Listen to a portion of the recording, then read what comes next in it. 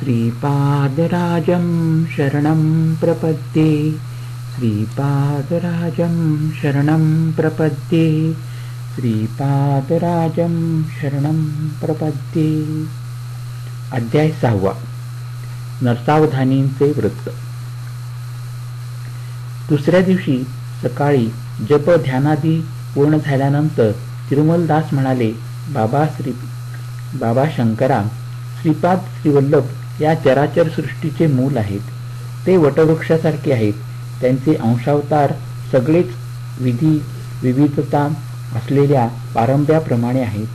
तेच मूळ परत भूमीमध्ये जाऊन स्वतंत्र तत्व असल्यासारखे दिसते, परंतु त्यांना आधार वटवृक्षच असतो. देव दानवापासून समस्त प्राणीमात्रांना त्यांचाच आधार आहे. त्यांच्याकडून समस्त शक्तींना आश्रय प्राप्त होतो. पुनरुपी ही शक्ती त्यांच्यातच विलीन होत असते. पर्वत शिखरावर पोचलेल्या व्यक्तीस सगळ्या वाटा एकसारख्याच वाटतात. त्याचप्रमाणे सगळ्या प्रकारच्या संप्रदायांचे लोक दत्त तत्वामध्येच समन्वय पावतात. प्रत्येक प्राणीमात्रास कांतीचे एक वलय असते. मी पिठिकापुरात राहत असताना तेथे एक योगी आला होता. तो विग्रहाच्या कांतीवलयाबद्दल माहिती सांगत असे. त्याला व्यक्तींची कांती कोणत्या रंगाची असून किती दूरवर व्यापून आहे हे तो सांगत असे. त्याने श्री कुकटेश्वराच्या देवालयातील स्वयंभू दत्ताची सूक्ष्म कांती किती दूर व्यापून आहे आणि कोणत्या रंगाची आहे याची परीक्षा करण्याचे ठरविले. त्या योग्यास स्वयंभू दत्ताच्या ठिकाणी श्री वल्लभांचे दर्शन झाले. त्यांच्या मस्तकाच्या भोवताली विद्युल्लतेच्या तुलनेची धवल कांती अप्रतिमपणे व्यापून होती. त्या धवल कांतीच्या भोवती खालच्या भागात व्यापून असलेल्या निळ्या रंगाच्या कांतीचे त्यास दर्शन झाले. ती मूर्ती त्या योग्यास बघून म्हणाली, बाबा, दुसऱ्यांचे सूक्ष्म शरीर किती दूर व्यापलेले आहे याची माहिती काढण्याच्या प्रयत्नात अमूल्य जीवन काळ व्यर्थ घालवू नकोस. प्रथम तुझ्या हिताचा विचार कर. थोड्याच दिवसात तुझा मृत्यू होणार आहे. सद्गती संपादन करण्याचा विचार कर. सर्व सत्यांचा, सर्व तत्वमूलांचा मूल असलेला दत्त मीच आहे. या कलियुगात पादग्या क्षेत्रात महासिद्ध पुरुषांच्या, महायोग्यांच्या, महाभक्तांच्या प्रेमभरीत आव्हानानेच मी येथे अवतार घेतला आहे. स्वामींच्या या उपदेशाने त्यांच्यातील पूर्ववासनांचा नाश झाला. सूक्ष्म शरीराच्या कांतीची माहिती मिळवण्याची त्याची शक्ती श्रीपाद श्रीवल्लभांतच विलीन झाली. तो श्रीपाद श्रीवल्लभांचे त्यांच्याच स्वगृहात दर्शन घेऊन धन्य झाला. स्वच्छ अशी धवल कांती असलेले श्रीपाद श्रीवल्लभ निर्मळ असून संपूर्ण योगावतार आहेत. निळ्या रंगाची कांती असणारे श्री प्रभू अनंत प्रेमाने, करुणेने भरलेले आहेत आणि ह्या गुणांचे हे रंग निदर्शक आहेत. त्या योग्याची विश्रांती झाल्यावर श्रद्धापूर्ण चर्चा सुरू झाली. चतुर्वर्ण विभाग असलेल्या सूक्ष्म शरीराच्या कांतीला भेददृष्ट्या निर्णय घ्यावा का, किंवा जन्मसिद्ध कुलगोत्रांच्या दृष्टीने निर्णय घ्यावा? कोणत्या वर्णाचा जन्म असला तर वेदोक्त पद्धतीने उपनयन करावे? कोणत्या वर्णाच्या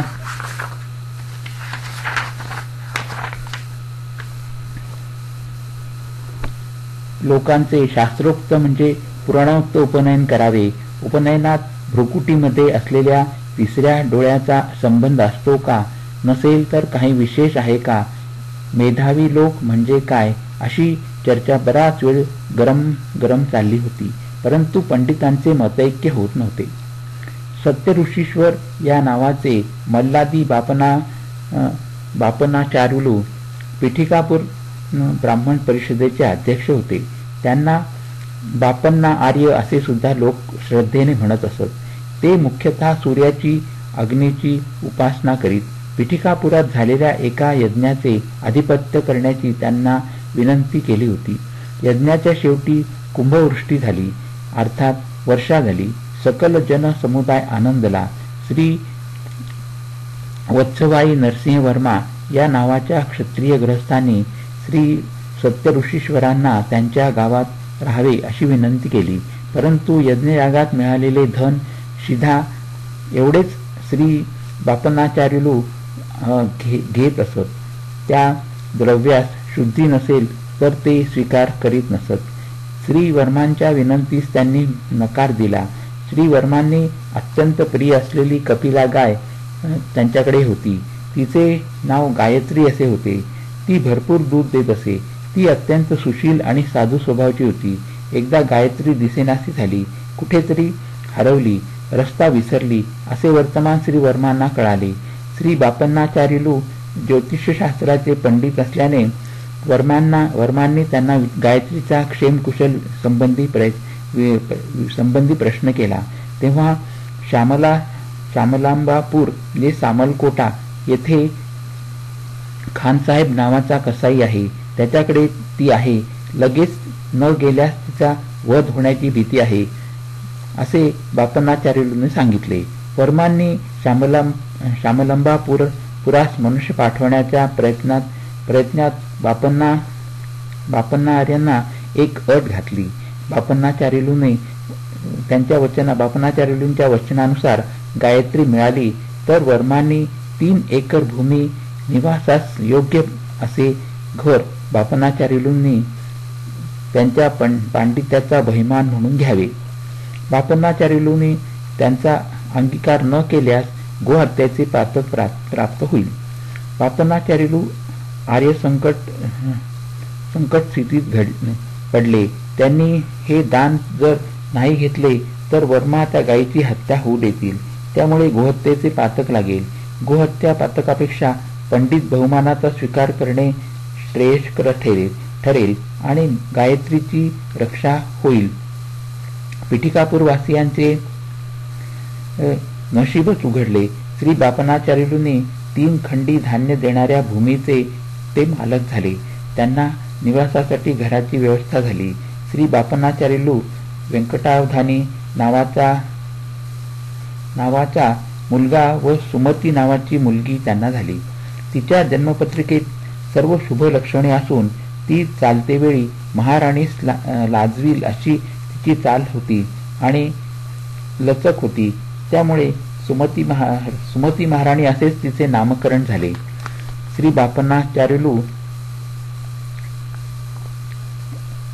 बापन्नाचार्युलूंची कीर्ती थोड्याच काळात बाही दिशांना पसरली. घंटीकोटा आडनावाचा अप्पल लक्ष्मी नरसिंहराज शर्मा नावाचा भारद्वाज गोत्री अपस्तंभ वैदिक शाखेचा एक बालक पिठिकापुरात आला. त्यांच्या घरी कालाग्नी शमन नावाने ओळखली जाणारी दत्ताची मूर्ती होती. ती दत्तमूर्ती पूजेच्या वेळी स्पष्ट बोलत असे, आदेश सुद्धा देत असे. लहानपणीच अप्पलराज शर्मांचे मातृपितृ छत्र हरवले असल्याने ते पोरके झाले होते. पूजासमयी कालाग्नी शमनाने तू पिठिकापुरात जाऊन हरितस गोत्रिक अपस्तंभ सूत्राच्या वैदिक शाखेचे मल्हादी बापन्नाचार्युलू यांच्याकडे विद्याभ्यास कर असा आदेश त्या मूर्तीने दिला. श्री बापन्नाचार्युलूंनी दत्ताच्या आदेशानुसार आपल्या घरी विद्यार्थी म्हणून आलेल्या राजशर्मास माधुकरी न मागू देता आपल्या घरातच भोजनाची त्याची व्यवस्था केली. श्री बापन्नाचार्युलू शनिप्रदोष समयास शिवाची आराधना करीत असत. घरातील स्त्रिया शनिप्रदोषाच्या दिवशी शिवाचे व्रत करीत असत. पूर्वीच्या काळी नंद यशोदेने शनिप्रदोष शिवाराधना केल्यामुळे साक्षात श्रीकृष्णांचे लालन पालन करण्याचा सुयोग त्यांना घडून आला होता.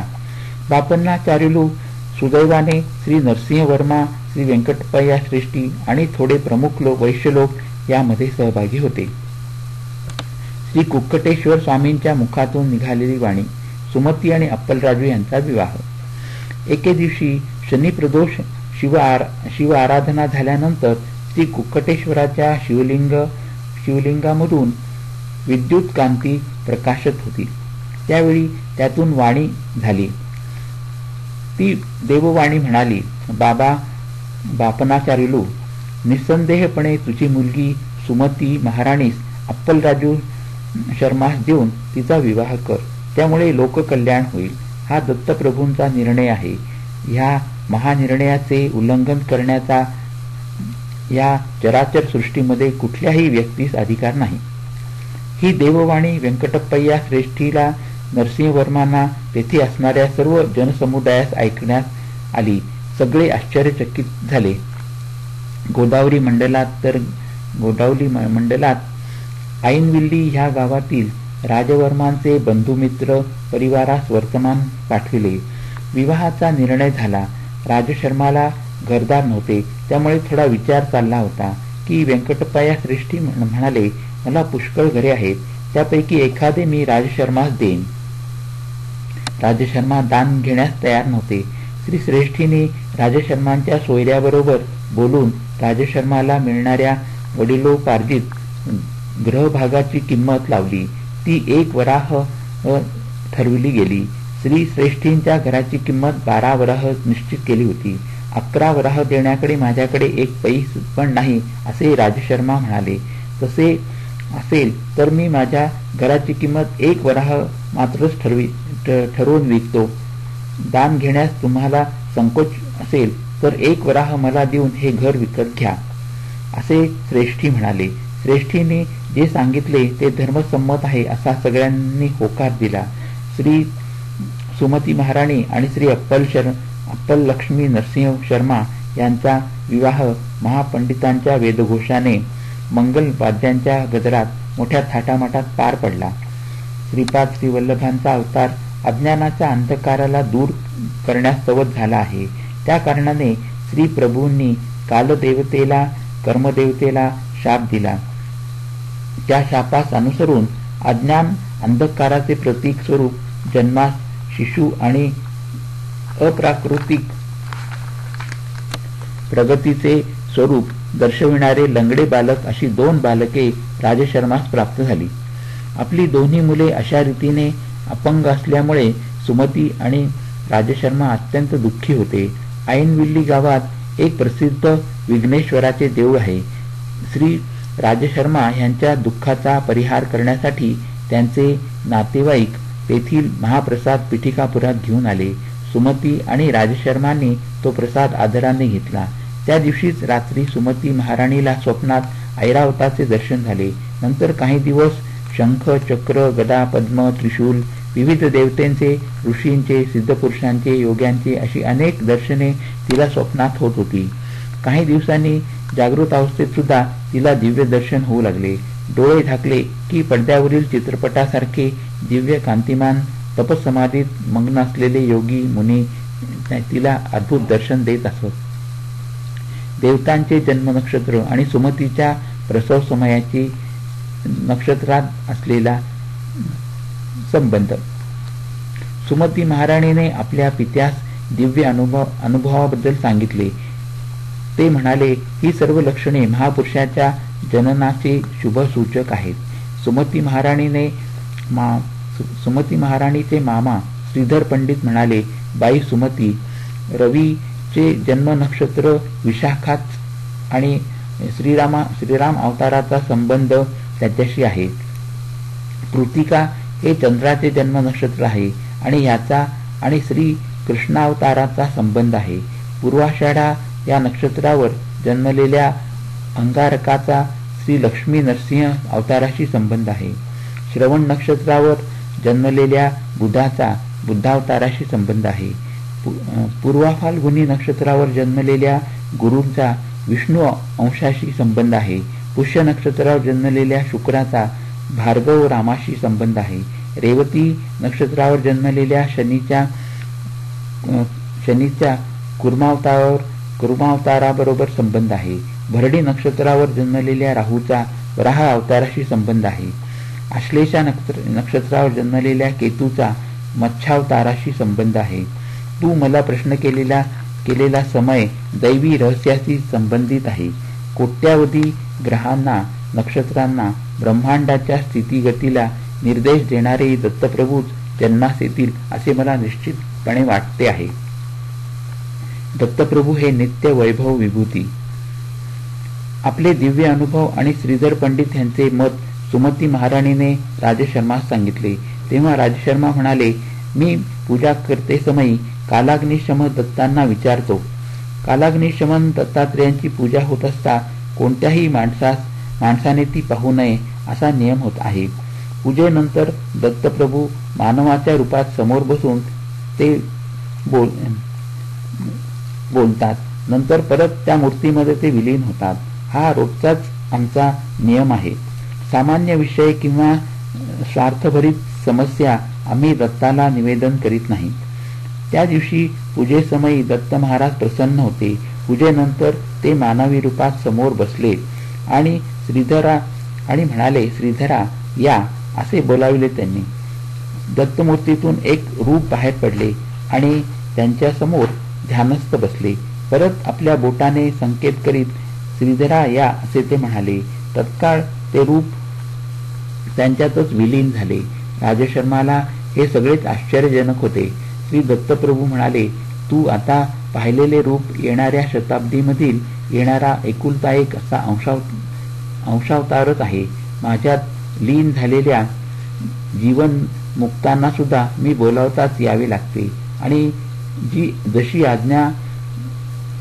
अशी आज्ञा झाल्यास पडद्याआड झाल्यासारखे जावे लागते. माझ्या आज्ञेचे पालन करणे त्यांना चुकतच नाही. माझ्या लीला विभूती केवळ भूमीवरच परिमित नाहीत. हे ब्रह्मांड सारेच माझ्या हातातील खेळण्याच्या चेंडूसारखे आहे. मी एका पायाने लत्ता प्रहार केल्यास कोट्यावधी योजने पार करतो. मी जन्ममृत्यूच्या अतीत आहे, असे म्हणत श्री प्रभूंनी राजशर्मांच्या भ्रूमध्यात स्पर्श केला. लगेच राजशर्मांना पूर्वजन्माची स्मृती झाली. त्याने एका युगात विष्णुदत्त या नावाने जन्म घेतला असून त्याची पत्नी सुमतीने सोमदेवम्मा नावाने जन्म घेतला होता, असे ज्ञात झाले. श्री दत्त महाराज पुढे म्हणाले, मी दत्त या रूपाने दर्शन देऊन तुमची काय इच्छा आहे असे विचारले होते. त्यावेळी पितृश्राद्धाच्या दिवशी जेवावयास यावे अशी विनंती तुम्ही केली होती. सूर्याग्नी बरोबर मी श्राद्धाचे जेवण केले. तुमच्या पितृदेवतांना शाश्वत ब्रह्मलोकांची प्राप्ती करून दिली. मी श्रीपाद श्रीवल्लभ या नावाने अवतार घेऊन गेल्या 100 वर्षापासून या भूमीवर योग्यांना महापुरुषांना दर्शन देतच आहे. पिठिकापुरात सावित्री काठक चयन यज्ञ भारद्वाज महर्षींनी त्रेतायुगात केला होता. तेव्हाचे त्या होमाचे भस्म पर्वतासारखे जमून बसले आहे. कालांतराने ते भस्म द्रोणागिरी पर्वतावर शिंपडले गेले. मारुती द्रोणागिरी पर्वत घेऊन जात असताना एक छोटा भाग गंधर्वपुरात जे गाणगापुरात पडला. गंधर्वनगर भीमा अमरजा पवित्र नद्यांचा संगम प्रदेश आहे.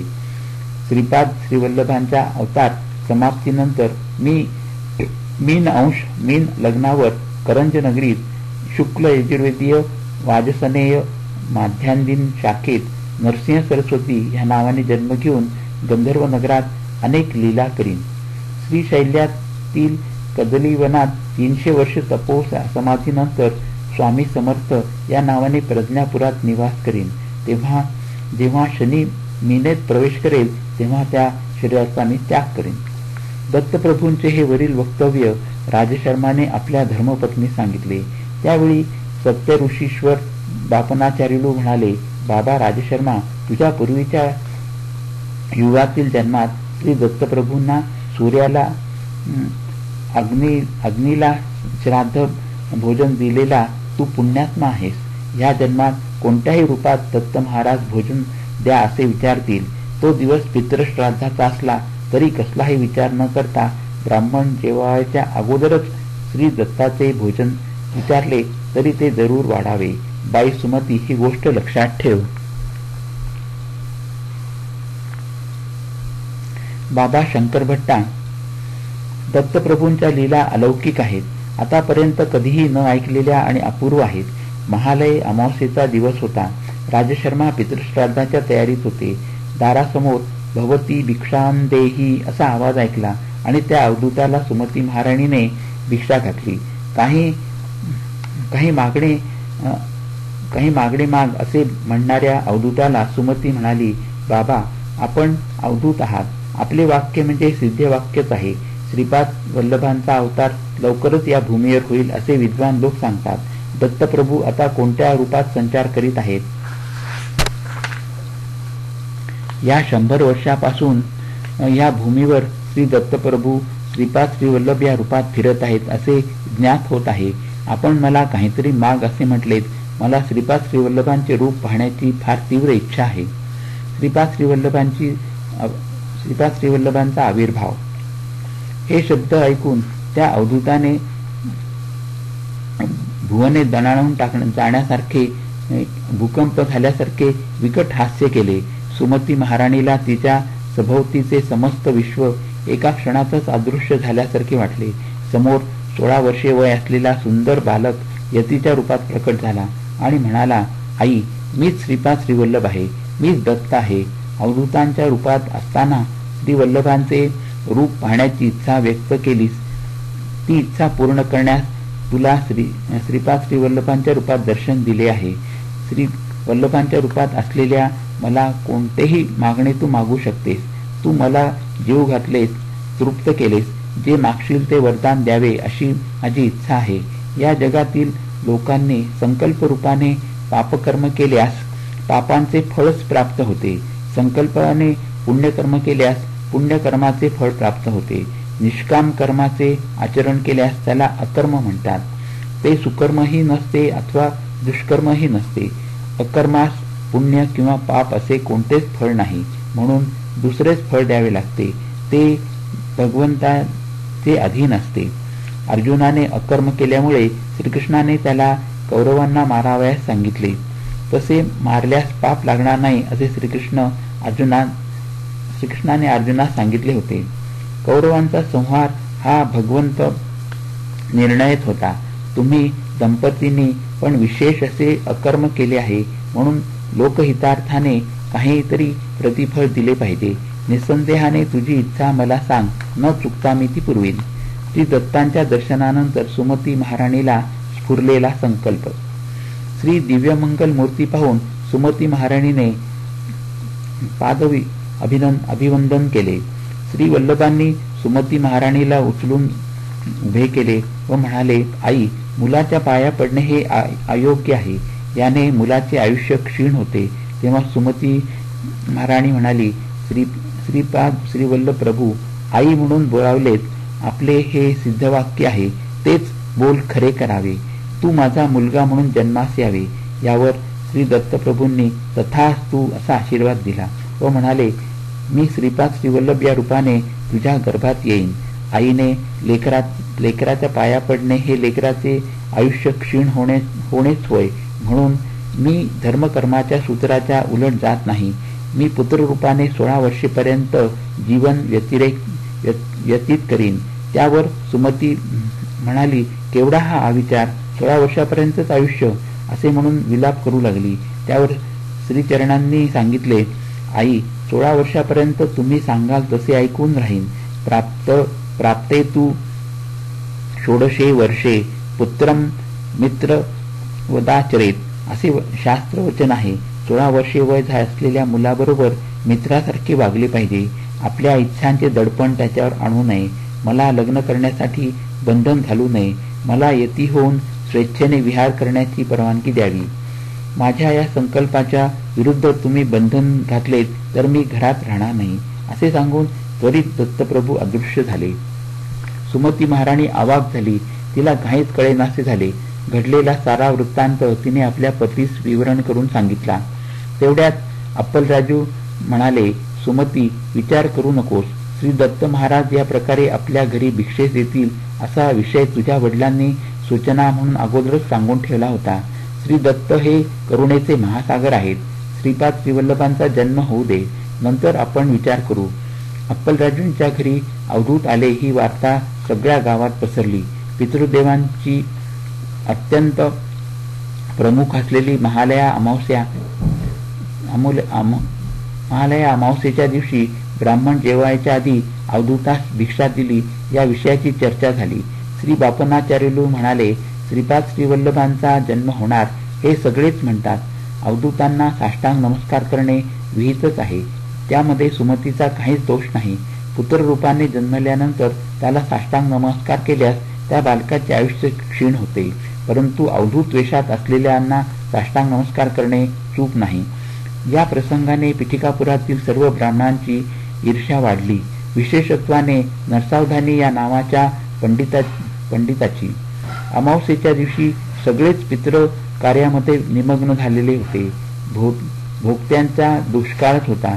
ही फार मोठी समस्याच पडली होती. श्री बापनाचार्यांनी अप्पलराजूंच्या घरी मात्र निर्विघ्नपणे कार्य पार पडेल असे सांगितले. श्री शर्मा कालाग्नी शमनांचे दत्ताचे ध्यान करीत होते. तितक्यात भोगते म्हणून 3 अतिथी आले आणि पितृकार्य निर्विघ्नपणे पार पडले. बाबा शंकरभट्टा, त्या दिवशी वैश्यांना वेदोक्त उपनयन करण्याचा अधिकार आहे का नाही असा विषय चर्चेत मुख्यांश होता. ब्राह्मणांची परिषद जमली. बंगाल देशातील नवद्वीपाहून आशुतोष या नावाचे पंडित पादगया क्षेत्रास आले होते. त्यांच्याकडे अत्यंत प्राचीन नाडी ग्रंथ होते.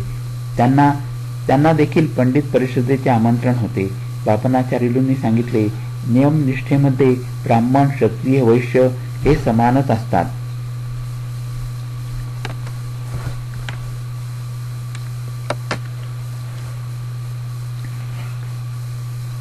हरिओम तत्सत. हरिओम तत्सत. हरिओम तत्सत.